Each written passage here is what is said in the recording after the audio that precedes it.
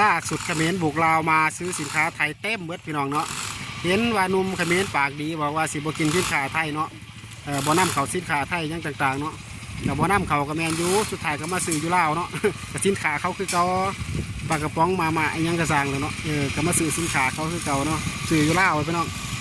ขาดสินค้าไทยบ่ได้ดอกเนาะแค่แหละไอ้คนที่เว้านะขนาดออกไปลบออกไปเฮ็ดซื้อกับไทยแต่ก็ยังกินมาไทยพี่น้องนักสิว่าจังไรเนาะอยากสิว่าตัวเองปากดีเนาะบ่กินสินค้าเขากระแมนยูมานำเขาจะผ่านเขาประสงค์หายเนาะแต่ก็ซื้อผ่านลาวเนาะเขามาซื้อสินค้าไทยเป็นร้อยๆคนเนาะแต่ละมือเนาะแต่ก็สินค้าที่ส่งเข้าไปเป็นรถ10 ล้อก็เป็นเท่าไรเนาะนั่นแหละว่าจะเป็นหมูหนึ่งมือขึ้น1 หา 600 ตัวนะส่งเข้าไปเขมรนั่นนะกับหูเราหมูมาจะใส่บ่แก้บ่จักดอกบ่แก้แต่ว่าพี่น้องบ่แก้เราเป็นคนขามให้เนาะเป็นคนไปแบกของแบบยังลงนะแต่บ่แก้บ่เคยไปหรอกเพราะว่าบ่แก้มันติดกับเขมรเด้เนาะนั่นแหละจะปากดีร้ายเขมรเนี่ยนะเห็นคลิปไปแล้วกัน